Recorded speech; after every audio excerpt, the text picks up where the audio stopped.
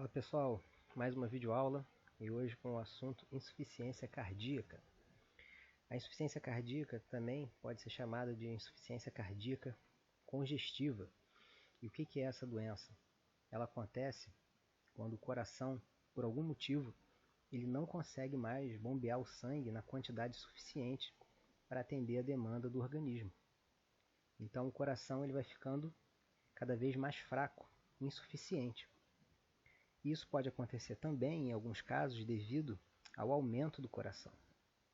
E algumas doenças provocam esse aumento, que pode levar também a uma insuficiência cardíaca. Então, essa insuficiência do coração em bombear o sangue, ela pode levar ao acúmulo de fluidos no nosso corpo, por conta dessa capacidade diminuída, desse sangue fluir como deveria. Então, o sangue pode se acumular nos membros inferiores, nos pulmões, no abdômen e em outras regiões do nosso organismo. Então, quais são as causas da insuficiência cardíaca? Ela tem várias causas. Tá? Vários quadros podem levar a essa doença. Mas as principais causas são a hipertensão e o infarto do miocárdio. Por que isso?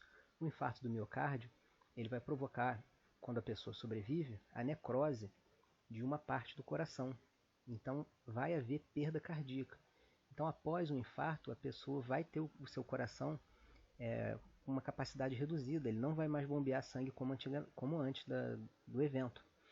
Então, isso pode levar à insuficiência. E a pressão alta, quando a pessoa é hipertensa durante longos períodos, durante muitos anos, isso faz com que o coração dela trabalhe com uma sobrecarga. E isso pode levar à hipertrofia do coração. E o coração é um músculo que, ao contrário dos outros músculos do nosso corpo, a hipertrofia para ele é muito prejudicial.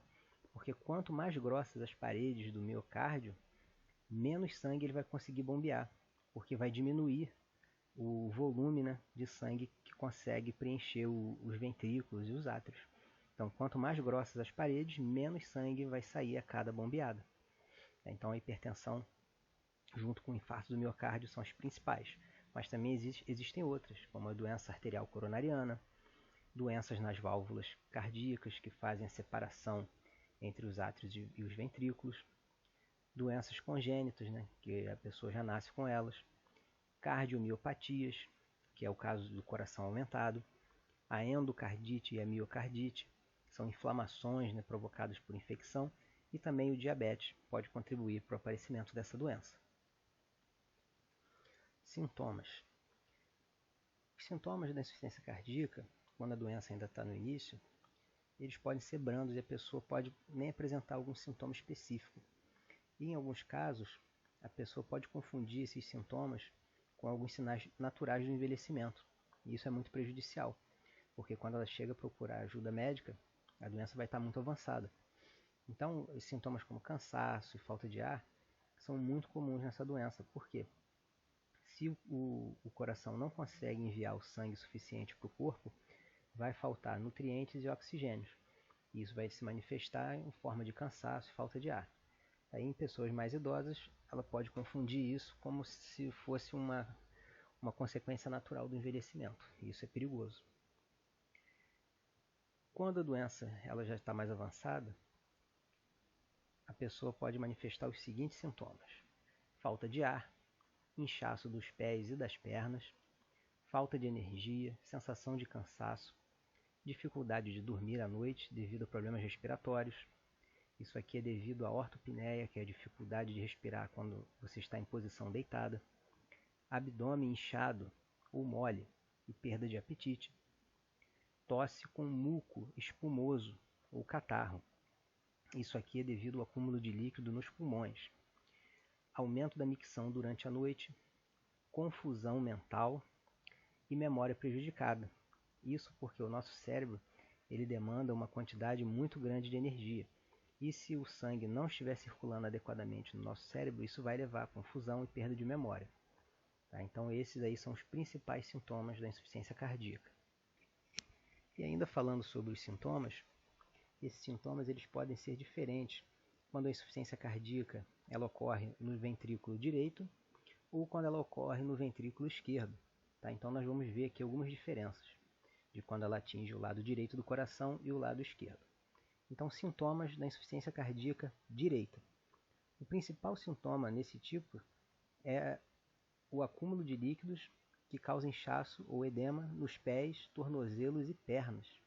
Tá? Então, é a retenção de líquido nos membros inferiores, que também pode atingir a região lombar, o fígado e abdômen. E esses locais onde o líquido vai se acumular depende da quantidade de líquido excedente e também dos efeitos da gravidade. Então, quando a pessoa está em pé, o líquido vai tender a se acumular nos membros inferiores e nos pés. E quando a pessoa está deitada, esse líquido ele vai tender a se acumular, geralmente aí na região lombar, podendo se acumular também na região abdominal. Agora, os sintomas da insuficiência cardíaca esquerda. Nesse tipo de insuficiência cardíaca, ocorre o acúmulo de líquido nos pulmões. Tá? Então, esse acúmulo de líquido nos pulmões ele é chamado de edema agudo de pulmão. Então, a insuficiência cardíaca esquerda ela leva ao edema agudo de pulmão. Isso é uma informação importante. E, consequentemente, isso vai gerar uma falta de ar. Nas fases iniciais, a falta de ar ela pode ocorrer somente durante o esforço, mas conforme a doença vai avançando, essa falta de ar ela pode chegar a acontecer, inclusive, em repouso, tá? Que são os casos mais graves. E nos quadros graves, a pessoa pode sentir falta de ar, inclusive, mesmo quando ela está deitada, sem nenhum tipo de esforço ou movimento. Agora vamos falar sobre os fatores de risco. O que pode aumentar o risco de uma pessoa desenvolver essa doença? Aqui é bem parecido com as causas. Então nós temos aqui a pressão alta, né, como um dos principais fatores de risco, a hipertensão, o infarto agudo do miocárdio, doenças nas válvulas cardíacas, doenças que levam ao aumento do coração, histórico familiar de doenças cardíacas e diabetes. E a gente pode incluir aí também que o sobrepeso, né, a obesidade, ainda mais aquele tipo de obesidade onde a pessoa está muito acima do peso, isso provoca uma sobrecarga de todos os nossos órgãos, inclusive do coração. Tá? Então, pessoas que têm uma obesidade extrema também têm um risco maior de desenvolver a insuficiência cardíaca. E também passa por questões de estilo de vida, alimentação e uma série de fatores também que são comuns aí a todas as doenças, principalmente doenças cardíacas. Então, o diagnóstico ele é feito através do exame clínico, da consulta médica, inclui o histórico do paciente, a pesquisa sobre doenças pregressas, histórico familiar e estilo de vida. E entre os exames que podem ser feitos para diagnosticar a insuficiência cardíaca, a gente tem o ecocardiograma, o eletrocardiograma, a radiografia de tórax. Na radiografia de tórax é possível se detectar se o coração ele está aumentado, tá? Se ele está com um tamanho maior do que o normal. E o teste de esforço, que é aquele teste feito na esteira. Então esses exames aí são complementares no diagnóstico da insuficiência cardíaca. Tratamento. O tratamento ele envolve fatores não medicamentosos e os medicamentosos. Então, a dieta e mudanças no estilo de vida, elas são fundamentais para uma pessoa que tem insuficiência cardíaca. Tratamento da causa da insuficiência, os medicamentos e, nos casos mais graves, pode ser recomendado, inclusive, o transplante de coração. Então, na insuficiência cardíaca, né, como ela exige várias medidas, além do tratamento medicamentoso e da causa, principalmente nos casos em que acontece o acúmulo de líquido nos pulmões, o paciente ele deve restringir a ingestão de sal, tá? O consumo de sódio ele tem que ser reduzido ao máximo e, inclusive, a ingesta de líquidos ela tem que ser limitada. A pessoa não pode beber líquidos à vontade, porque quanto mais líquido ela tiver no organismo dela, pior vai se tornar o quadro desse acúmulo de líquido. E associado à redução da ingesta de sal e de líquidos, pode ser feito também o uso de diuréticos, para diminuir essa retenção de líquido, esse edema e esse acúmulo provocado pela insuficiência. E outra informação importante, nos pacientes que estão controlados, compensados, não é recomendado que eles façam o repouso absoluto. Tá? Inclusive, a atividade física orientada, sob a orientação de um profissional e adequada à realidade do paciente, ela deve ser estimulada para melhorar a qualidade de vida e a tolerância ao exercício. Lógico que isso vai depender de que nível da doença esse paciente esteja, tá? Para poder ser recomendado. Mas essa ideia de que o paciente, porque tem insuficiência cardíaca, deve ficar em repouso absoluto é errada. Tá? Sempre que possível, ele deve ser estimulado a fazer uma atividade de acordo com a realidade dele. Tá? E o tratamento medicamentoso da insuficiência cardíaca, ele vai ter o objetivo de diminuir a quantidade de líquidos retidos com os diuréticos e também de melhorar, né, a qualidade da contração do coração e aumentar a pré-carga, que é a quantidade de sangue que é injetado pelo coração a cada batimento. Então, dentre os medicamentos utilizados, as principais classes, nós temos os beta-bloqueadores, representados aí pelo carvedilol, pelo bisoprolol, entre outros. Os antagonistas do sistema renina, angiotensina, aldosterona, como captopril, enalapril. Temos também os antagonistas mineralocorticoides, os nomes são complicados. Tá? E também podem ser usados os antagonistas da angiotensina e o inibidor de neprilizina, tá? Valsartana e o sacubitril. São alguns medicamentos também utilizados no tratamento.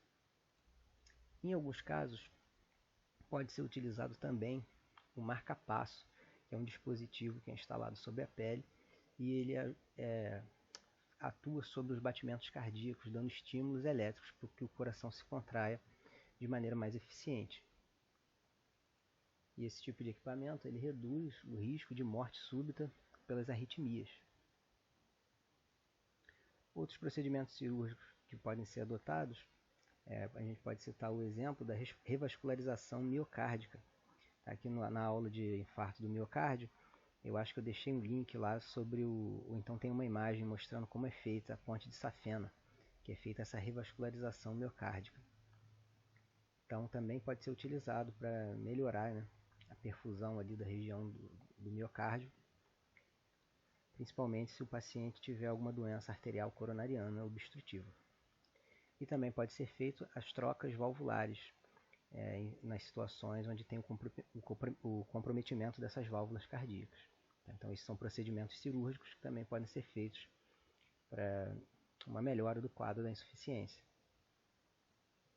E para aqueles pacientes que não tiveram sucesso com o tratamento clínico, com esses outros tratamentos que eu citei, só fica o transplante cardíaco, que pode ser a última opção para ele, para tentar alcançar uma melhora da qualidade de vida e uma sobrevida maior. Então, pessoal, essa aula fica por aqui. Qualquer dúvida é só deixar lá no chat, que eu respondo assim que eu puder, tá bom? Um abraço.